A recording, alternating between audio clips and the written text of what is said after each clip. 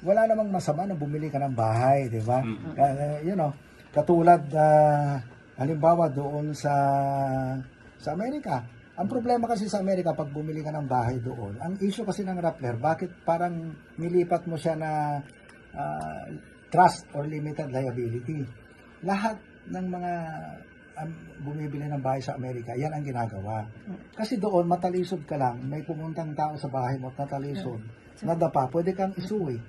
So, ang ginagawa ng mga tao doon, tineturn siya as limited liability corporation, LLC, o itatras siya, Pero ang ano kasi, dito naman kasi sa atin, yung pag-declare mo sa SALN, halimbawa nasa trust, beneficiary ka. Ano ba yung, ang trust kasi pag beneficiary ka, hindi mo naman siya pag-aari hanggat hindi nilipat sa iyo eh. Yan ang sabi namin doon sa authority, titignan nila yung dapat na i-declare doon.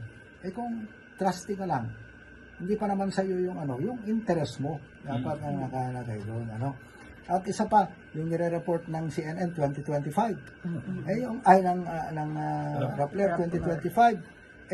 Siyempre wala talaga pa sa SALN mo, mag-SALN pa lang naman talaga yung mga At again, walang masama kung bumili ka ng bahay na legal naman ang pinanggalingan. Tandaan natin, pag bumili ka ng bahay,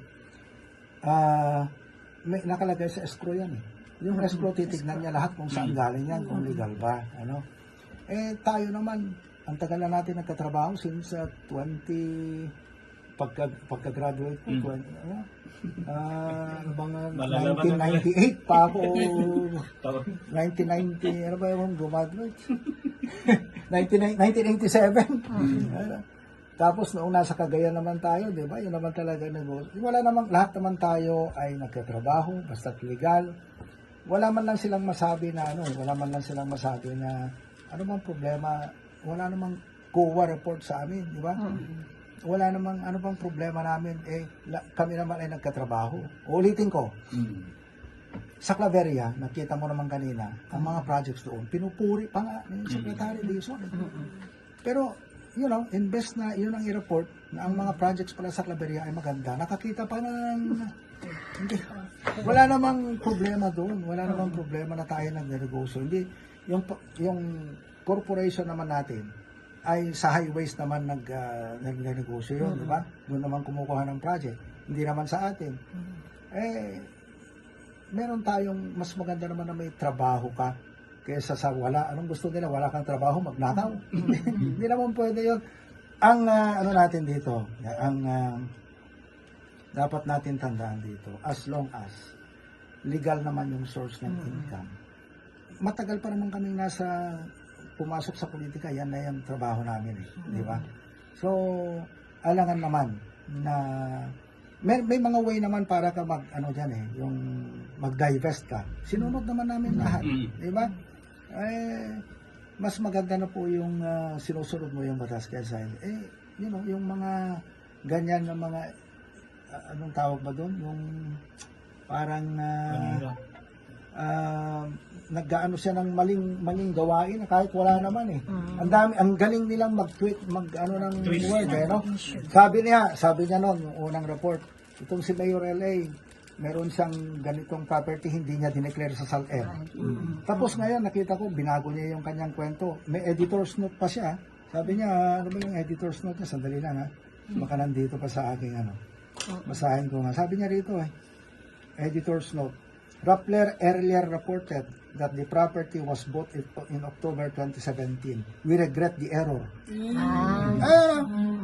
Ito mo sabihin, nag-error ka ng news mo, regret, sinira ka na. Admission of guilt. Pwede ng kasuhan yan. Pwede ng kasuhan. Oo nga, picturean ko nga. Cyber level. Siniraan mo na yung tao. Sinira mo na yung tao. And then error pala. Hindi ba? So, wala yung legal action, sir. Legal action. Ganda nga ito binigyan ako ni Tony ng Ano sa Malaking talent niyo, sir? dito doon. Bakit ginaganong kayo ng Rappler? Hindi naman si LA ang target nila rito Oo. Ako naman talaga.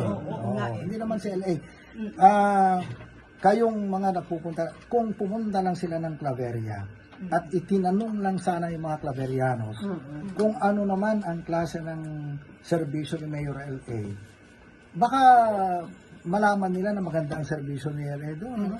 For the first time in so many years, ano? Kahit yung mga opposition na unite ni LA yan eh.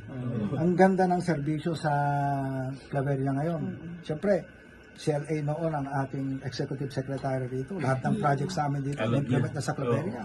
Libreng sina sa senior citizen, libreng paggamot, yung mga dams nila, yung pinuri ni Secretary Dizon. Dati wala naman silang dam doon eh. You know,